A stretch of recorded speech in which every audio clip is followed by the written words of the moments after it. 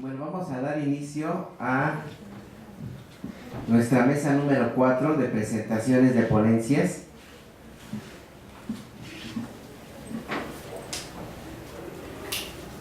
Vamos a iniciar con la presentación del licenciado Edgar Abraham Alameda Rangel.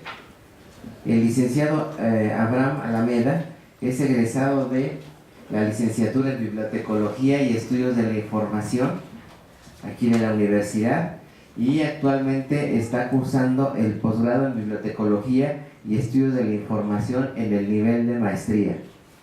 El licenciado Alameda nos va a presentar un tema bastante interesante y yo diría que también innovador: usuarios de información especializada en teología católica, una aproximación. Licenciado Alameda, le damos la palabra. Gracias. Buenos días, espero que se encuentre bien. Yo voy a presentarles la ponencia sobre usuarios de la información especializada en teología católica, una aproximación de estudio. Como breve introducción, solo quiero recalcar que la labor del bibliotecólogo se acoge en atención a comunidades en lo relacionado a selección, organización, conservación, uso y acceso a la información documental, sin tener ningún tipo de prejuicios a qué comunidad se va a atender. Si alcanzan a ver, bueno, la labor está en diferentes esquemas: la selección, la organización, la conservación, el acceso al uso. En todas debe de ser bastante objetivo el bibliotecólogo, sin mirar a qué tipo de comunidad, ni hacer distinciones en qué tipo de servicios se deben de prestar. Para los servicios de información especializados, se debe primero de delimitar la comunidad de usuarios a la que se está dirigiendo el servicio de información. Es necesario que se detecte las necesidades de información de esta comunidad ya delimitada, se identifique el comportamiento informativo y se diseñen e implementen servicios especializados. Por otro lado, en México nuestra sociedad es un crisol multicultural que reúne diversos matices relativos a la lengua, costumbres, tradiciones, religión. Sobre este aspecto, el de religión, INEGI en el censo de 2010 nos afirma que la distribución de católicos en México es igual que la distribución poblacional. En las regiones donde está más concentrada la población, son las regiones que cuentan con mayor número de personas que aseguran profesan el catolicismo. Como podemos ver en el mapa, las regiones que son de color azul fuerte son donde hay una gran cantidad de católicos, de quienes profesan el catolicismo. Contrario a los estados que están un color más o menos naranja, es donde hay menos personas. Hay diversidad religiosa. Yo me quise abocar a la parte de las entidades federativas que componen las regiones del centro y occidente, que en orden son Aguascalientes, Colima, el Distrito Federal, el Estado de México, Guanajuato, Hidalgo, Jalisco, Michoacán, Morelos, Nayarit, Puebla, Querétaro, San Luis Potosí y Tlaxcala. Para ya aterrizar en materia, en el seno familiar se fijan hábitos y normas de convivencia. Estos pueden ser como la religión. Existen otros agentes, además de la familia, que se encargan de propagar la fe o el credo de una fe. Al igual que otros, son los clérigos, son también los agentes de propagación de la fe y cursan estudios de teología en seminarios diocesanos, bajo el rito católico. Me causó bastante... Bueno, mi tema surgió a partir de que revisé en INEGI una serie de afirmaciones que en México el 80% de la población es católica, cosa que el antropólogo social Elio Masferrer-Kahn desmiente totalmente. Dice que la forma en cómo se están presentando los datos no es como en verdad es nuestra población. Hay una gran diversidad religiosa. Me puse a investigar yo el tipo de... si ya se había abordado el tema de la religión desde los usuarios, desde la bibliotecología, y encontré a Wicks en 1991 que afirma que un importante grupo profesional con un papel muy influyente en las vidas de los individuos y de la sociedad en su conjunto no se le ha dado una atención suficiente. Él hace estudios de usuarios por eso mismo y dice: es el clero. En México se han investigado las necesidades de información y el comportamiento informativo de comunidades universitarias especializadas, sectores de la sociedad, niños, en agricultores, en industriales, pero yo no localicé ningún estudio de usuarios en español que se abocaran a la información especializada en teología. por ejemplo, que fuera judaica, que fuera islámica o católica, protestante, adventista, budista, espiritualista o cualquier tipo, porque en México se profesan muchas religiones, no solo el catolicismo. Es contrario a lo que sucede en países angloparlantes, porque los fenómenos de necesidad de información y el comportamiento informativo sí se ha estudiado con mayor frecuencia y han sido más variados. Se ha interesado bastante en este grupo social, se ha identificado, se reconoce que tiene cierto poder en la sociedad y se ha dedicado una mayor investigación aquí en México, ¿no? Por ejemplo, en el 1973, Porchela se aboca a los ministros protestantes y se interesa en los ámbitos de compartir información. Hacia 1978, Erde se interesa en los hábitos de lectura de los ministros menonitas evangélicos. En el 87, Allen trata de identificar el comportamiento informativo en la búsqueda de fuentes documentales de líderes bautistas. Este fue el único que yo encontré de América Latina, específicamente de Costa Rica, Guatemala y Honduras, es Centroamérica, pero solo es de los que hablan inglés, es gente, ministros de líderes bautistas que viajan como misioneros, que viajan y tratan de propagar esa fe. En el 92, pastores cristianos y su comportamiento informativo y uso de la información, que es diferente a la búsqueda de fuentes, porque ya Philip se aboca bastante más a cómo usan, qué tipo de documentos usan, específicamente los salmos o la Biblia o qué libros de la Biblia para presentar sus discursos, salmos o sermones. En el 92 igual, Turner se interesa por los ministros protestantes, pero ellos en colegios invisibles a través de los cuales comparten información. Y en el 97, Wicks, él toma una línea bastante, desde el 91 se interesa, en el 97 ya lo aterriza a pastores cristianos en el comportamiento informativo en la búsqueda de fuentes. Son los más relevantes, son los que tienen mayor aporte e inclusive son tesis de universidades.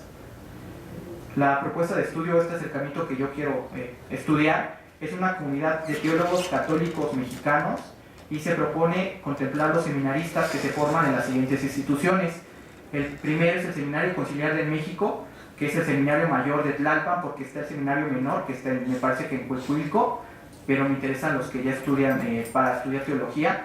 El Seminario Diocesano del Señor San José de la Arquidiócesis de Guadalajara, en Jalisco, y el Seminario Palafoxiano Angelopolitano de Puebla. Bueno,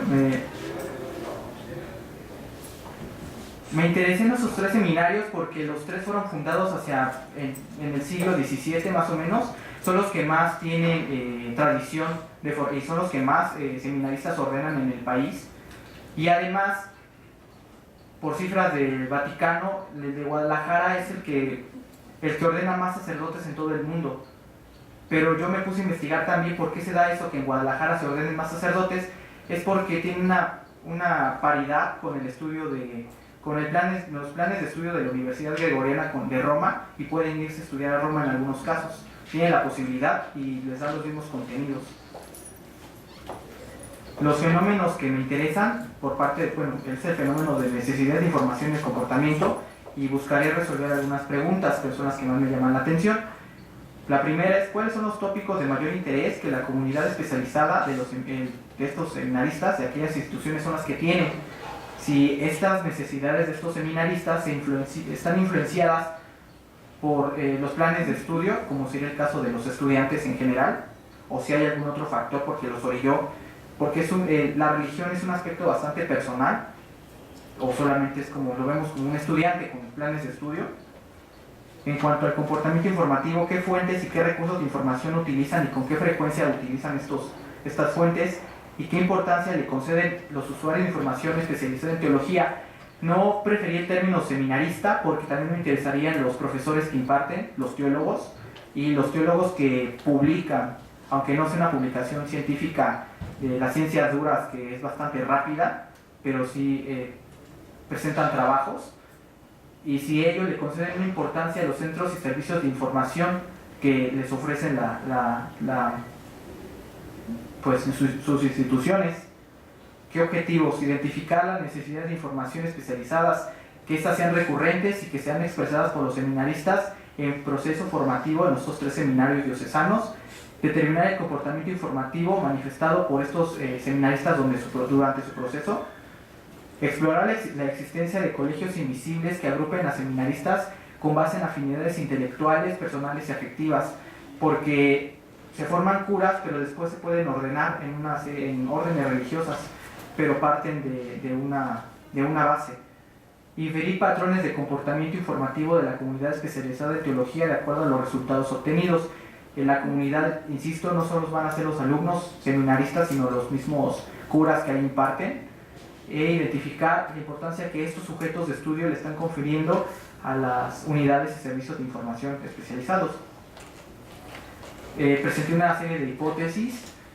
Yo afirmo que las necesidades de información especializadas de estos seminaristas están altamente influenciadas por los planes de estudio y que ellos consultan mayoritariamente monografías en su propia lengua, aunque también yo destaco que pueden buscar en lenguas con tradición católica muy arraigada, como es el caso del francés, el italiano y el portugués, aunque no se descarte que poseen un adecuado nivel de comprensión de griego antiguo, latín y hebreo antiguo. Quisiera aquí detenerme. Ya me había acercado a esta comunidad en un primer momento y en los planes de estudio les imparten una carga muy importante de conocer estas lenguas antiguas, de cultivarse en este tipo de acercarse a esos textos, pero es nada más de la religión católica y muy breve por el hebreo en la Torah, me parece. Como otra hipótesis, sus profesores guían su comportamiento informativo, a la vez que los seminaristas recurren a ellos para la resolución de dudas especializadas. Por tanto, se constituyen como una principal fuente de información, es una fuente primaria, incluyendo y en esta misma función de docente, ellos hacen recomendaciones de bibliografía básica y bibliografía complementaria, pero igual es una persona que está diciendo a otra persona que puede leer, el mismo seminarista, yo quisiera ver si tiene otro comportamiento, si presenta otro patrón. Existe la posibilidad de que la curiosidad orille a los seminaristas a preguntarse y consultar otros temas, no los que le plantea su plan de estudios, y que esto da pie a la idea de que existan colegios invisibles, ya sea por ciertas afinidades con sus compañeros, sean de ámbito intelectual, de ámbito personal o afectivo, y que estos mismos colegios los ayuden a identificar, localizar, seleccionar y hasta obtener y después compartir entre ellos información que les haya interesado y que no sea rigurosamente teológica, pero que se dé en ese contexto. Mi metodología voy a aplicar en un estudio de usuarios de una muestra estadística representativa, métodos cuantitativos y cualitativos de esta comunidad de usuarios. Mi técnica será la encuesta y mi instrumento será un cuestionario que estoy diseñando. Y solamente ya la última consideración final es que investigar las necesidades de información y el comportamiento informativo de estos seminaristas mexicanos ofrecerá una base sobre la cual se puede indagar con mayor profundidad que los patrones o el perfil informativo de los estudiosos de teología en nuestro país y en América Latina. El único antecedente que encontré arbitrado y con bastante seriedad fue el de Centroamérica, pero fue sobre ministros protestantes, no fue sobre católicos y fue un grupo muy reducido. Por mi parte es todo, agradezco su atención.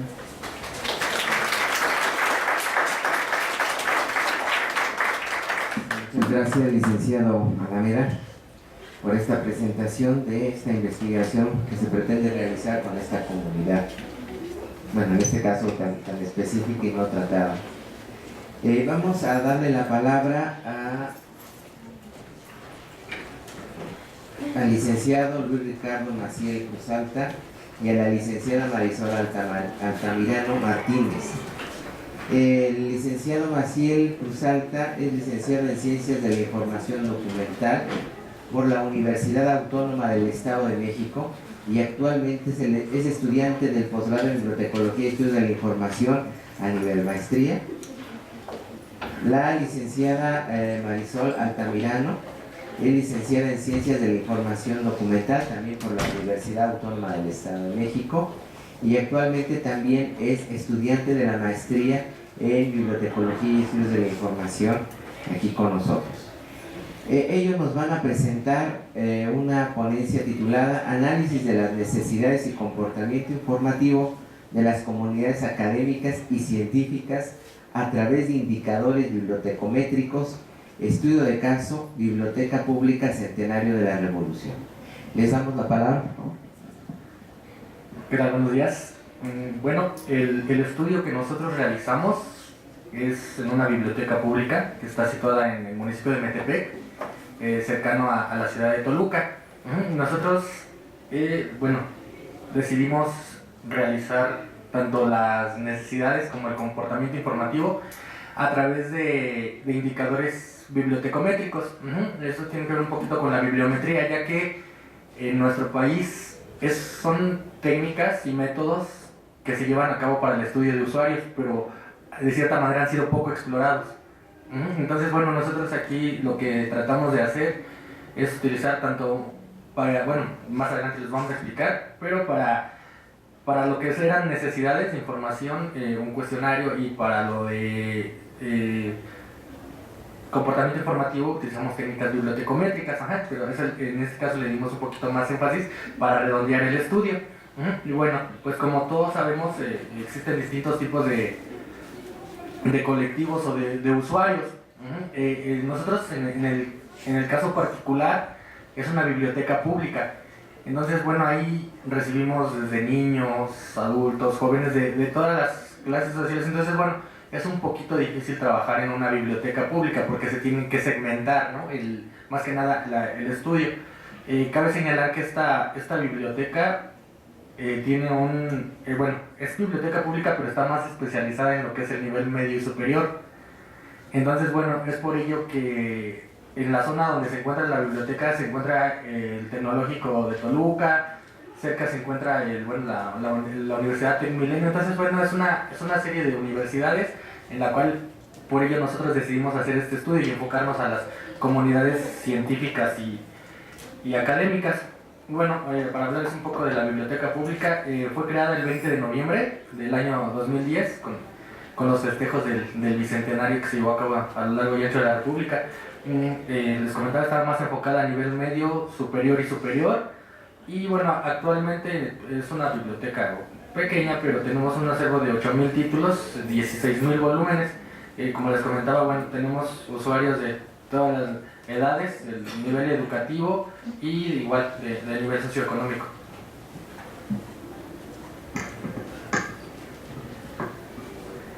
Bueno, nuestro proyecto, como bien lo comentaba mi compañero Ricardo, aplicamos el modelo NAME del doctor Calva González, porque empezamos desde el principio que dice que las necesidades surgen desde nuestros orígenes, para saber en dónde estamos, cómo nacimos, cómo nos reproducimos. Entonces hay una parte que me gustó mucho del doctor Calva, que dice que nuestro cerebro, es un proceso que nuestras redes neuronales, al interactuar con factores externos o fuera de nuestro cuerpo, interactúan con nuestro cerebro y con las necesidades que tenemos dentro del cuerpo. Al hacer esta interacción surgen estas necesidades de información. Al surgir estas necesidades es cuando nosotros nos preguntamos y queremos saber qué es lo que queremos responder a estas. Entonces nos acercamos a una biblioteca en este caso. Y como lo comentaba mi compañero Ricardo, nuestras necesidades que tenemos ahí dentro son o vienen de nuestras comunidades académicas y científicas. Sin embargo, sí se tienen comunidades infantiles, pero nos enfocamos más a las comunidades académicas y científicas. Sí se realizó un cuestionario, ahorita más adelante daremos los resultados. Y bueno, ya aplicando el modelo NAME, tenemos lo siguiente. Se entiende por comunidades académicas o científicas aquel grupo o colectivo de individuos cuya finalidad es la investigación o docencia y tiene las mismas necesidades de información y comportamiento informativo con el objetivo de realizar una investigación que tenga un aporte a la sociedad. Entonces ahorita, les vamos a dar los resultados de esta investigación. Sí, y bueno, ya enfocándonos a lo que es la bibliotecometría, porque muchas veces hemos escuchado informetría, bibliometría. Entonces, es un corpus de sufijos y de prefijos y sufijos que se han realizado, ¿no? Hay a nivel Latinoamérica, la escuela española, a nivel mundial, se ha fortalecido y se ha establecido un corpus teórico para para estas referencias. Entonces, bibliotecometría es un término propuesto en 1948 por Ranganathan, el famoso de las 5 leyes, ¿no? de la biblioteca. Entonces, bueno, él fue de los primeros matemáticos que se introdujeron a la biblioteca. La escuela hindú en cuestiones de matemáticas y biblioteca pues va muy de la mano. Entonces él en 1948 acuña este término, bibliometrics, pero más tarde en 1968 llega Pritchard, que es al que se le acuña el término bibliometría. Entonces ahí existía una confusión, ¿no? Bueno, o sea, si en el 68 la bibliometría se empieza a ocupar para las referencias bibliográficas, ya sea de artículos científicos, de libros, entonces ¿dónde quedaba lo otro? Entonces, Sengupta y otros especialistas se encargan de realizar un corpus teórico en el cual, pues bueno, tenemos que la archivometría se dedica a la metría de los archivos. La informetría, pues bueno, lo que se contiene en la información, pero no valga la redundancia, de la información contenida en los libros, artículos, de la frecuencia de las palabras, porque bueno, cada uno de nosotros tenemos una manera muy peculiar de escribir, entonces a través de eso nos podemos dar cuenta, ¿no? Usamos ciertas palabras en un texto, y bueno, la bibliotecometría es encargada de todo lo relacionado con las bibliotecas. Es un método indirecto. Podemos predecir el uso de los libros hasta en 1 año, 2 años, qué libros podemos descartar a través de este tipo de estudios, y suelen ser muy precisos. Todo esto, pues bueno, la bibliotecometría se encarga de medir regularidades, procesos, fenómenos informativos que se generan en la biblioteca y todo lo contenido en ella, ¿no? O sea, libros,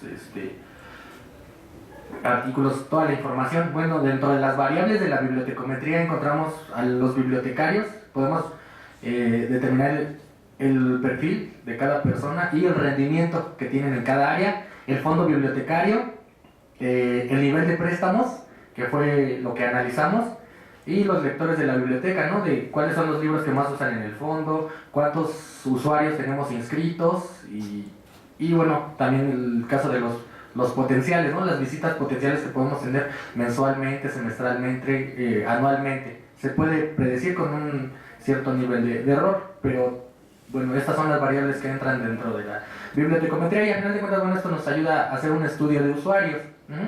Y todo esto pues con la finalidad de gestionar y optimizar los recursos que tenemos en la biblioteca. Bueno, dentro de la metodología y las fuentes pues, utilizamos métodos directos, como fue el cuestionario, para la necesidad de información, los métodos indirectos para la satisfacción, la observación, la estadística de circulación de la colección. Para elaborar este estudio se ha elegido un método directo. La recogida de datos se preguntarán directamente e indirectamente a los usuarios según sea el caso. Es decir, si son estudiantes de licenciatura, se realizó el método indirecto utilizando el cuestionario, pero si ya eran maestros, doctores o con alguna especialidad, se realizó el método directo a través de una entrevista. Para los datos cuantificables de los servicios, se utilizaron las papeletas de solicitud de libros y otros materiales, búsquedas de la información y el sistema PINA, que es de la Biblioteca Pública Centenario de la Revolución, que nos permitió saber el control del acervo bibliográfico que son prestados a los usuarios y que nos permiten aplicar el estudio de la demanda.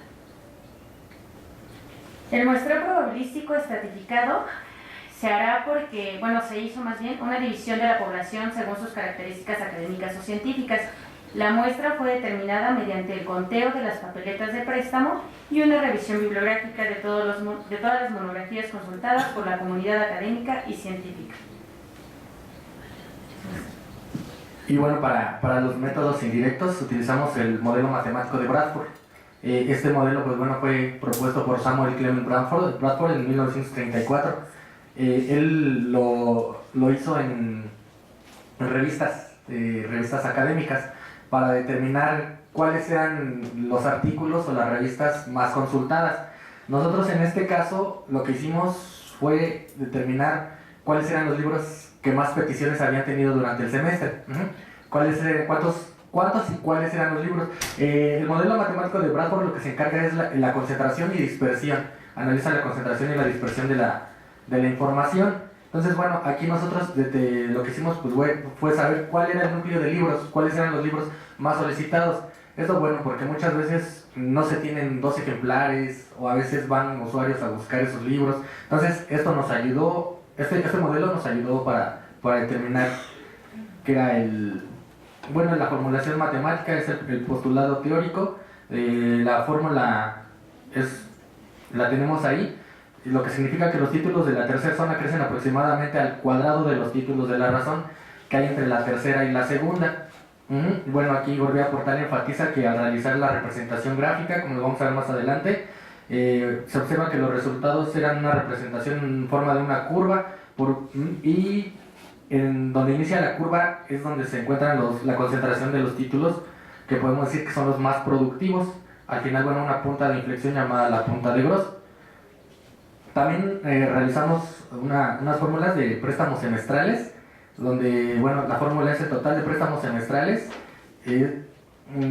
Está la formulita total de documentos presentados en el semestre y el total de la población atendida durante el semestre. Esto nos da un resultado de nivel de préstamos. Este estudio se realizó de febrero a julio de este año, teniendo aproximadamente entre 1,200 visitas mensuales. Y bueno, este es el nivel de préstamos total durante el periodo estudiado. Y bueno, vamos ahora los resultados. Ya para los resultados, bueno, como lo comentaba mi compañero, estamos en una zona donde el nivel económico es alto. Entonces, bueno, nuestros usuarios fueron Fraccionamiento La Virgen, el centro de Metepec. Sin embargo, bueno, tenemos cerca el pueblo de San Mateo Atenco. De Toluca también teníamos usuarios a pesar de la distancia y otros, me refiero, que también estaban muy lejos de donde vivimos. Entonces, pues sí hubo diferentes usuarios, tanto académicos como científicos. Dejamos a un lado a los pequeños, puesto que nuestra biblioteca es especializada en nivel superior. Bueno, quisimos tomar nada más este sector de la población. Entonces, los usuarios a encuestar de la muestra total fueron 6,000, que corresponden al 10% de la población, es decir, que solo obtuvimos el 50% de los cuestionarios. A las comunidades académicas y los otros 50% entrevistas a las comunidades científicas, lo cual corresponde a 600 cuestionarios aplicados al total de la población, y las encuestas se aplicaron en el mes de julio de 2013. Aquí tenemos resultados de las comunidades académicas de cuáles son los libros o la especialidad que buscan más. Lo que notamos fue de que en las comunidades académicas traían el tema, pero muy general, se podría decir, a comparación de las comunidades científicas que ya iban muy especializadas, ya llevaban el tema más especializado. Sin embargo, sí se pudo satisfacer las necesidades de todos, gracias al modelo matemático de Bradford. Esto es que llegaban con un tema muy especializado y a lo mejor no se tenía la monografía, no se tenía una publicación periódica, pero gracias a este modelo, bueno, podríamos dirigirlos a una base de datos donde hubiera el artículo especializado o la información que ellos requerían. Entonces ya los dirigíamos al núcleo de revistas o al núcleo de monografías especializadas en el área en lo que ellos buscaban y ya se les dirigía a esa información. Entonces, bueno, aquí están los temas especializados de cada una de estas comunidades que se tomaron en cuenta. Pudimos darnos cuenta que en cuanto a la tipología documental, lo que buscaban más era el artículo de revistas. Posteriormente, las monografías, con el 51% del total. Después tenemos que lo que buscaban más eran los artículos de revista, posteriormente los capítulos del libro, después ya son los documentos electrónicos y terminamos con los documentos sueltos, informes técnicos y otros. Otros nos referíamos a folletos, porque cuando se hacían igual exposiciones, se plasmaba alguna otra información en los folletos y bueno, a las comunidades académicas les servía esa información. El soporte documental, bueno, siempre, ¿cómo se dice? Ese material impreso fue con el 96%, que fue el que más tuvo mayor importancia, el que buscaban más. Después el electrónico, posteriormente el CD-ROOM.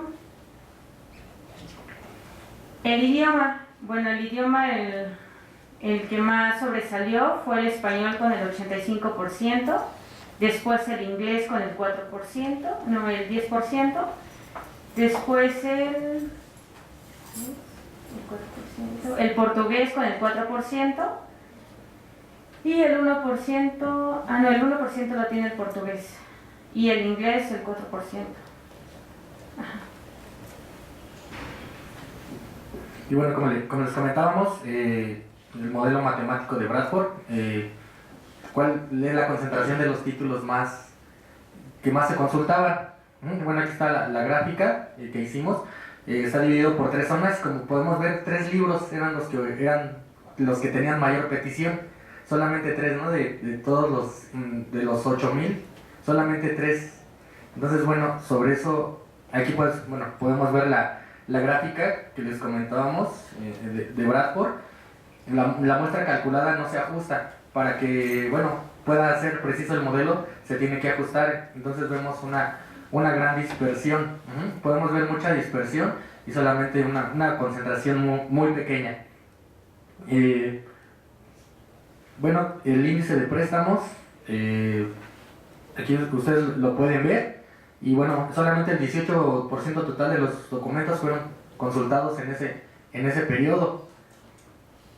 Y en cuanto al nivel de circulación, corresponde solamente al 2%. O sea, realmente podemos ver que es una concentración muy baja. A pesar de que van muchas personas a utilizar la biblioteca, solamente utilizan pocos libros.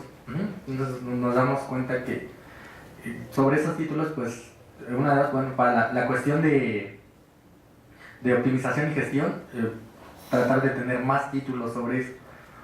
Y con a través de este tipo de estudios, pudimos ver cuál es el comportamiento informativo. Entonces, dentro de las consideraciones generales, pues la importancia que tienen este tipo de estudios, ¿no? En los estudios de usuarios, igual hacer hincapié en seguir utilizando este tipo de estudios, porque a pesar de que son precisos la mayoría de las veces, como en este caso, el modelo de Bradford no se ajustó, pero nos sirvió para develar cuáles eran los títulos o qué tantos libros se utilizan en el periodo señalado. Y el total del fondo documental, no vimos que solamente el 18% del total es el utilizado por este tipo de comunidades. Y igual la información más consultada sigue siendo el idioma español. A pesar de que son académicos y científicos, se supone que tienen que estar, dependiendo del área de conocimiento, tienen que estar a la par de los avances que se hacen, pero siguen prefiriendo lo impreso, el material impreso. Y las monografías, ¿no? Siguen. A pesar de que tuvimos varios usuarios que eran de química, de ciencias naturales, que se supone que deben de estar a la vanguardia sobre artículos científicos, reportes, la literatura gris, realmente siguen prefiriendo monografías. Creo que quieres agregar. Bueno, eso sería todo de nuestra parte. Gracias.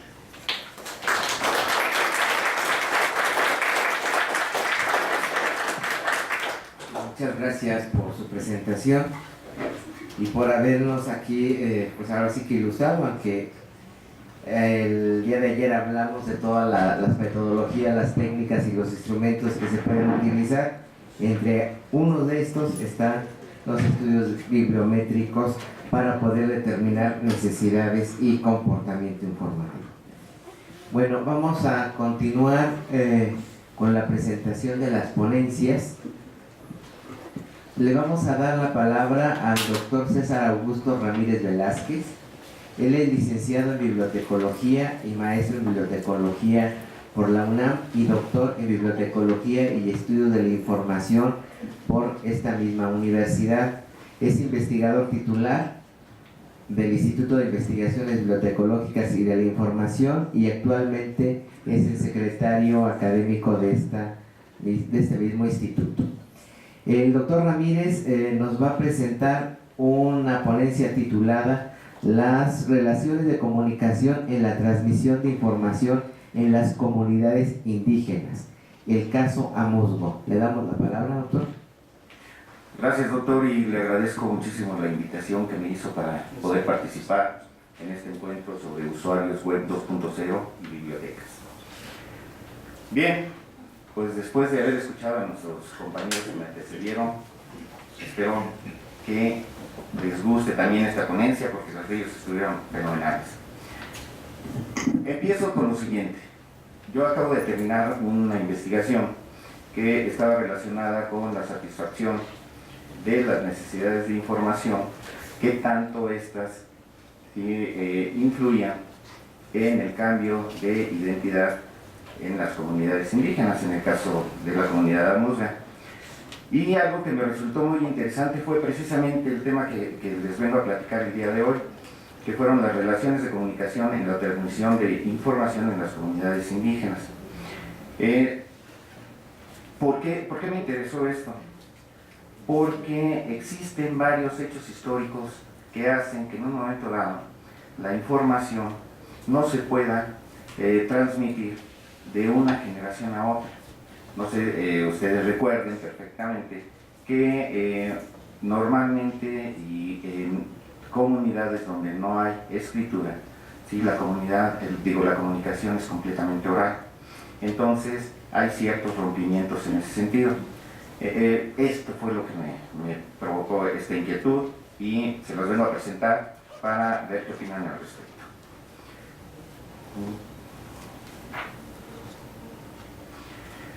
Bien, vamos a ver cómo era la comunicación en la etapa histórica. Como les decía, era completamente oral. Esta comunidad amuzga sí tenía comunicación e interrelación y relación con otras comunidades como son los nahuas, los tlapanecos, los mixtecos, los zapotecas y los teotihuacanos. Ellos no tienen antecedentes de pinturas, zonas arqueológicas, ¿sí? Códices, glifos, etcétera, a través de los cuales pudieran ir transmitiendo la información a las generaciones que seguían. Por lo tanto, ¿sí? La comunicación era 100% oral y, bueno, vivieron en la época prehispánica, ¿sí? Muy a gusto con esta situación. ¿Dónde está el problema? Precisamente cuando viene la conquista. Aquí les quiero mostrar antes de continuar, ¿sí? Es un mapita, ojalá puedan ver esos lunarcitos rojos que ven ahí, van desde la costa chica del Océano Atlántico, no Pacífico, perdón, ¿sí? En Guerrero, ¿sí? Van subiendo hasta la montaña.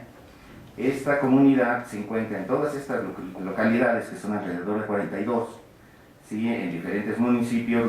Los principales son los de San Pedro Amuzgos, de este lado, ¿sí? Xochistlahuaca y Tlacochistlahuaca.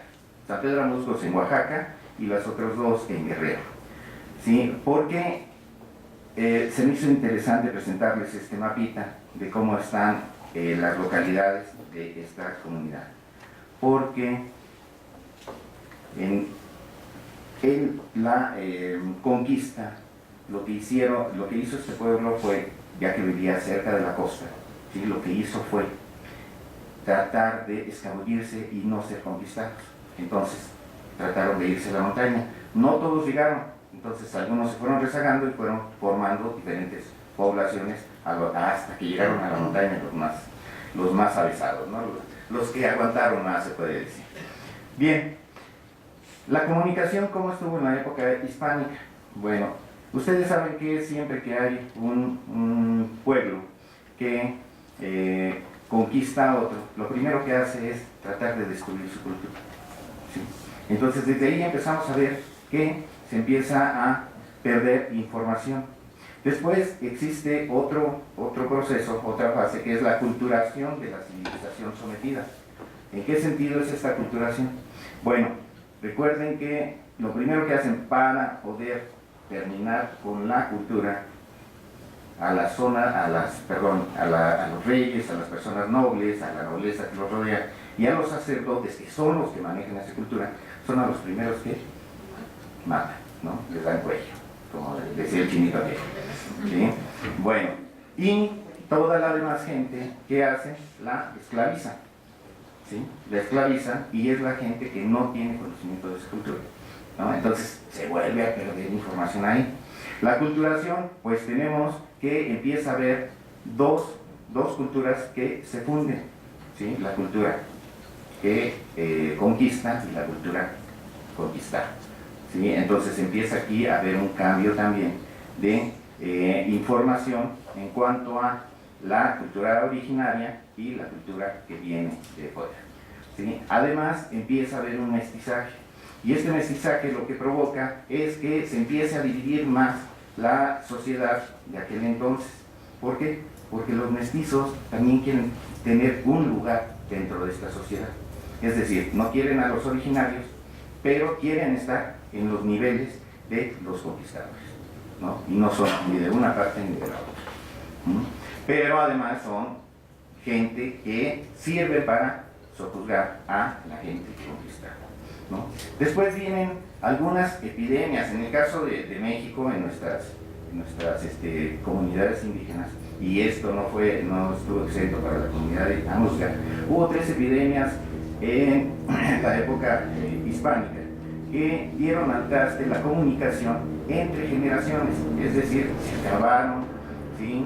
En la primera epidemia se murió la gente más antigua, o sea, los ancianos que tenían información todavía de su cultura prehispánica, ¿sí?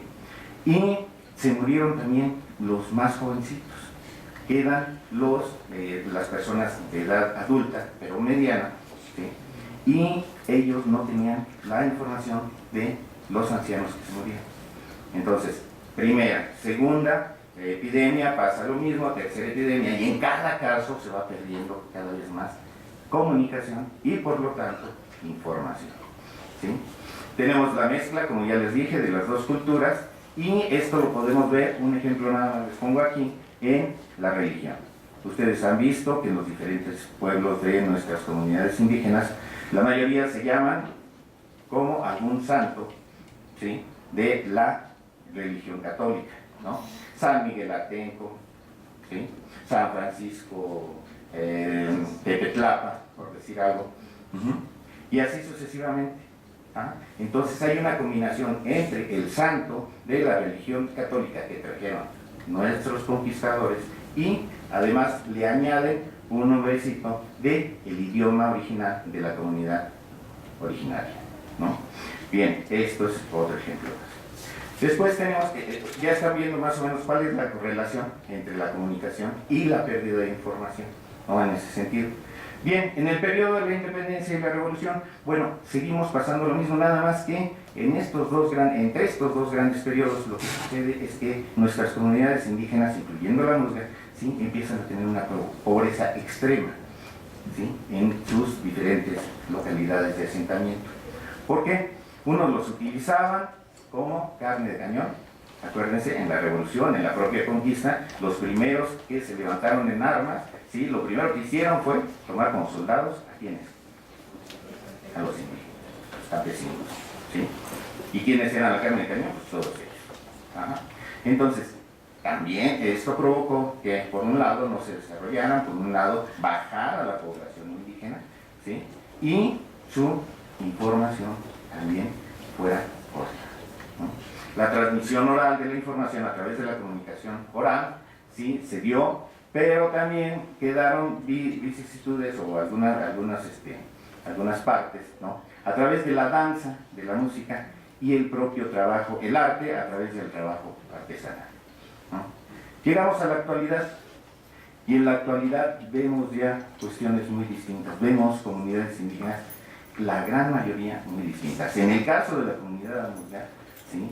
Tenemos que, como perdieron toda esa cultura prehispánica, ¿sí? O no toda, digamos, la gran parte de su cultura prehispánica, ahora los vemos que, ¿sí?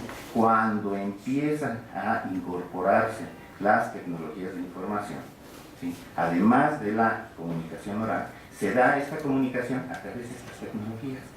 Y tenemos medios de comunicación como la radio, la televisión, las computadoras, los celulares, las tabletas y sus aplicaciones, algo de lo que nos hablaba la doctora por ahí hace un momento, así como las redes sociales, entre otras, ¿sí? Le han dado una nueva forma, nueva información, ¿sí? Y una nueva forma de comunicación a las generaciones, las jóvenes generaciones de esta comunidad. Las generaciones antiguas todavía piensan, ¿sí? Y creen que tienen información, ¿sí?, pero muy poca, sobre su cultura antigua, ¿sí?, aquella que todavía lograron rescatar, pero es muy poca. Cuando fuimos a entrevistar a esa gente, ¿sí?, la verdad, la gran mayoría ni siquiera les interesaba. A las generaciones jóvenes no les interesaba para nada de dónde venían, sus orígenes, sus raíces, nada por el estilo. Pero, sin embargo, si les decíamos, ¿por qué tienes esa ropa? ¿Por qué traes ese celular? ¿Por qué traes esos audífonos? ¿No?, etcétera, etcétera. Porque esto lo tiene, ¿cómo se llama?, algún grupo de Estados Unidos, ¿no?, por decirles algo de moda, ¿no? No, porque así se viste no sé quién, etcétera, etcétera, no, artistas y demás. Entonces los chavos lo que están haciendo es cambiar su identidad, cambiar su cultura, cambiar sus costumbres, porque por estos medios de comunicación. Y empiezan a solicitar información de otro tipo completamente, y no sobre sus orígenes o su propia comunidad, ¿no? Bien, la información requerida ya no solo versa sobre temas locales y de primera necesidad o sobre su cultura, sino también sobre información de otros lugares, sociedades y culturas. Esto ha provocado un cambio en el aspecto identitario, costumbres, tradiciones y forma de ver la vida. Así a grandes rasgos, les digo, también es, como dijo la doctora Orea, ¿sí?, es para que reflexionemos. Sí, dice aquí, a manera de conclusión, la falta de comunicación entre generaciones y, por tanto, de la transmisión de la información propia de la comunidad, aspectos mencionados a lo largo de esta pequeña exposición, han generado una serie de modificaciones en la cultura, la organización social y los valores en la comunidad, mismos que han afectado sus prácticas sociales, sus tradiciones y costumbres y la propia forma de transmitir la información. Por lo tanto, podemos concluir que la comunicación para la transmisión de información entre los miembros de una comunidad es de suma importancia para su proceso de evolución y desarrollo, así como para preservar su legado histórico y cultural.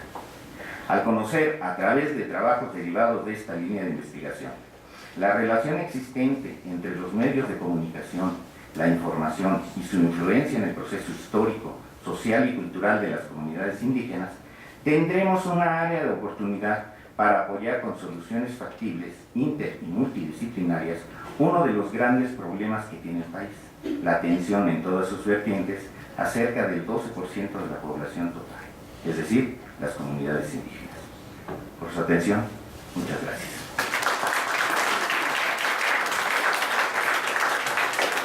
Muchas gracias, doctor Ramírez, por esta presentación y ver cómo la relación de necesidades, comportamiento y satisfacción de las necesidades de información de una comunidad pueden transformar a una comunidad, pueden cambiar la imagen que tiene la propia comunidad, visto por los estudios que está haciendo aquí el doctor Ramírez. Bueno, tenemos minutos para preguntas, por favor, si tuvieran alguna inquietud a los participantes de esta mesa. Por favor, maestro Armando. Bueno, pues hacer extensiva una felicitación a todos los ponentes. Y tengo primero una pregunta para el licenciado Ricardo y la licenciada Marisol, después para el doctor César. En los primeros, ustedes mencionan que en la aplicación de la metodología y de las técnicas utilizaron el cuestionario con chicos de nivel medio superior, me parece, ¿no? Y que ya en el caso de gente con posgrado o investigadores fue la entrevista. Bueno, mi pregunta es ¿a qué se debió esto? Y en el caso del doctor César, me llamó la atención que en el título de su ponencia menciona una frase que es Sanicue. Ajá. Bueno, sí, bueno, no sé, me gustaría conocer si tiene algún significado. Es el nombre de la comunidad. Musco, está en el idioma original. Bien. También el idioma se llama Musco.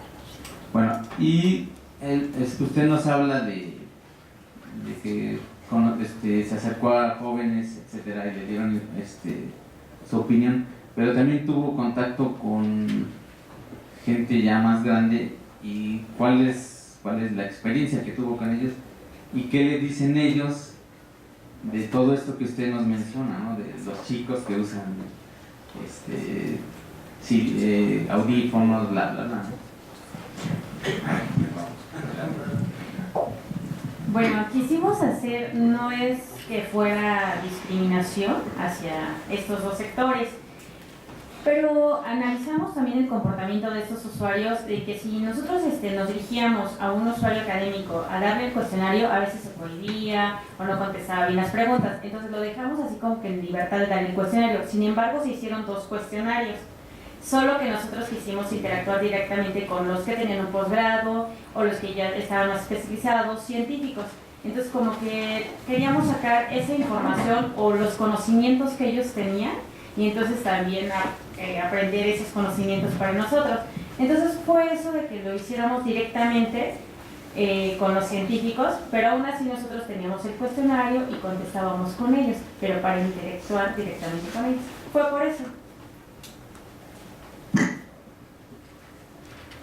La gente adulta que me mencionaba sobre los jóvenes de su comunidad tienen un problema muy grave, que es precisamente el problema económico. Entonces, ellos lo que más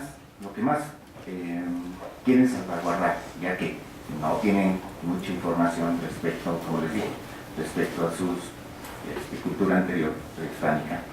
Entonces, lo que quieren salvaguardar desde que nacen los muchachos es el idioma. Sí, es así. Antes de aprender español, tienen que aprender la lengua amurosca, o el idioma amurosco. ¿Sí?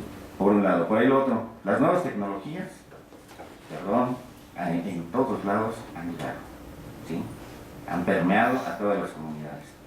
Y, bueno, estos señores, independientemente de la crisis económica en la que viven, ¿sí? Los profesores, la gente que llega a turistear, porque es una zona muy grande de venta artesanal, pero de textiles, ¿sí? Sobre todo. Entonces, pues esta gente lleva este tipo de tecnologías y la gente, ¿sí? Para sus hijos, ¿sí? Las adquiere. ¿Sí? Y los hijos lo que hacen es tienen hasta, ya tienen hasta, ¿cómo les diré?, televisión satelital, televisión de paga, ¿sí? Tienen su propia radio indígena, etc.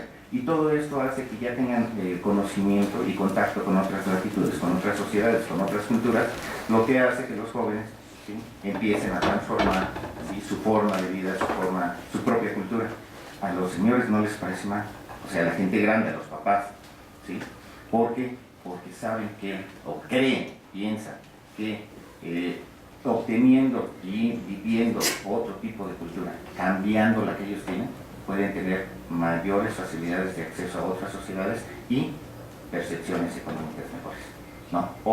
U ofertas, educativas también mejores, porque también es otra de las cosas que cuidan, ¿sí? El hecho de tener a la gente, a los chavos, ¿sí? Ya con secundaria, con preparatoria, que ya viven en estas comunidades, ¿sí? Los tratan de sacar de la comunidad para que se vayan a estudiar, no son muy pocos los que piensan en mandarlos de mojados a otro lado, ¿no? Sí, entonces lo que prefieren, hagan lo que quieran, pero estudien, prepárense, ¿sí? Modifiquen su conducta, porque también acuérdense que a muchas personas oriundas, ¿sí? o indígenas, ¿sí?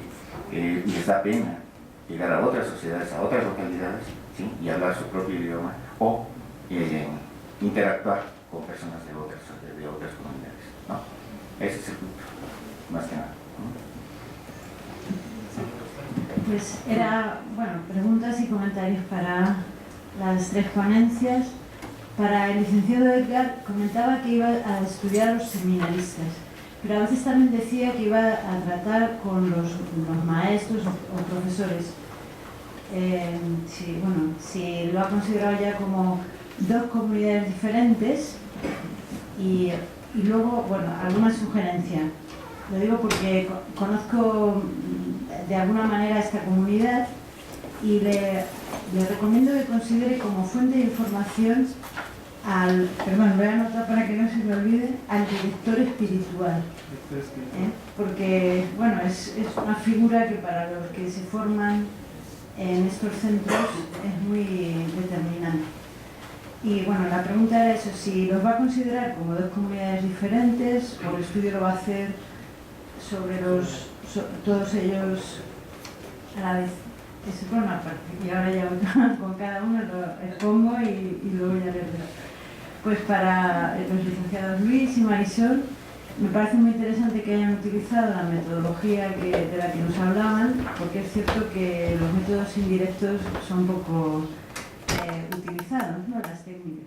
Pero no me ha quedado muy claro si utilizaron la técnica de la bibliotecometría, es que parece un trabalenguas, ¿no? La bibliometría, perdón. Si utilizaron esa técnica para contrastar la información que obtuvieron con la de la encuesta y la entrevista. Y por último, doctor Ramírez, ¿qué podemos hacer? O bueno, a lo mejor ni nos necesitan estas comunidades como profesionales de la información. Quizá, sobre todo, porque me preocupa que estos jóvenes no les interese para nada sus raíces, ¿no? Su historia, ¿no? Su principio, si de alguna manera como profesionales de la información pudiéramos, no sé, ayudarles, que probablemente no quieran que les ayudemos, ¿no? Es decir, que ellos son felices así. Gracias. Bueno, agradezco mucho el aporte bastante de director espiritual. Sí lo había contemplado, no conocía el nombre, pero cuando me acerqué a los de Tlalpan me dijeron un poco sobre una persona que sí los iba guiando. Yo no sabía, yo estoy acercándome bastante, pero este dato y saber esta persona, yo creo que va a dirigir bastante bien. Bueno, yo quisiera abordar a las dos comunidades, comprendo que son diferentes, pero en este entorno ellos interactúan bastante, docente-estudiante, estudiante-docente, el docente guía al estudiante, pero también el estudiante posiblemente deje algo en el mismo docente cuando va formándose, y en especial en esto que son muy pocos los que se están formando. Y también, bueno, yo quisiera, no sé si pudiera de forma metodológica abordarlo con una muestra estratificada, diferenciar quiénes son estudiantes, quiénes son docentes, porque también aquí en México los seminarios tienen licenciatura en teología y hacen en filosofía, y hacen su especialización en teología. Entonces, sí quisiera abordar a las dos comunidades, tienen sus diferencias, pero interactúan bastante, y desde filosofía, los forman en filosofía 4 años y me parece que son 3 años de teología, y sí quisiera abordarlos en su conjunto, estudiante-docente, relación, para también determinar lo que yo cuando me acerqué y vi Colegios Invisibles, quisiera también determinar si hay no sé, una serie de patrones, pero de las dos comunidades diferentes, pero que se relacionan. Sí, bueno, respondiendo un poco a su pregunta, más que nada para contrastar, era como para redondear, ¿no? O sea, el cuestionario y la entrevista se aplicó para conocer necesidades. Y bueno, el otro, el método indirecto, técnicas bibliotecométricas, fue para el comportamiento. Y todo esto, bueno, basándonos en la creación de perfiles. Si se da cuenta, había una gráfica donde de un lado estaban las comunidades académicas, ¿no? Administración, medicina. Entonces, bueno, eso era conocer cuáles eran sus necesidades. Iban sobre libros de administración. Entonces, las técnicas bibliotecométricas fue para complementar, bueno, buscan más sobre libros de administración, pero resulta que lo arrojado en cuanto a técnicas bibliotecométricas, el libro de mayor petición fue de derecho. Entonces ahí como que existía un vacío. Entonces precisamente lo hicimos como para fortalecer y complementar tanto necesidad como comportamiento. En base a eso es que se determina, ¿no? Bueno, a lo mejor hay 10 libros de medicina, pero realmente no se están utilizando. Entonces, si tenemos más petición de libros de derecho, pues bueno, posiblemente tratar de ajustar. Usted sabe que, bueno, muchas veces la petición de materiales un poco, entonces muchas veces se tiene que ajustar al presupuesto que se destina para cada biblioteca.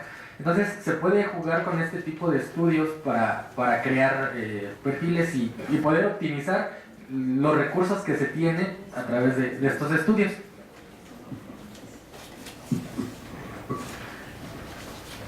A ver, ¿para qué me haces ese tipo de preguntas? No, ¿qué podemos hacer? A ver. Con la comunidad Amuzga específicamente, yo tuve la suerte de que el maestro aquí presente, ¿sí?, me contactó con un profesor inspector de escuelas primarias de la comunidad Amuzga. Él es amuzgo también, habla el idioma muy bien y habla las diferentes formas, ¿no?, del lenguaje en las diferentes comunidades, porque no todos hablan el mismo idioma, hay variantes. Él los habla muy bien por ser inspector de esas primarias, de esas escuelas primarias. Y él, junto con un grupo de profesores, además está abriendo o está tratando de hacerse responsable del primer museo, ¿sí?, tradicional amuzgo. También, junto con otros profesores que ya son bastante grandes, están en el rescate de sus raíces. A través, uno de esos profesores es autor de digamos 6 o 7 libros, a través de los cuales él hace narrativas históricas de lo poco que les ha llegado hasta la actualidad.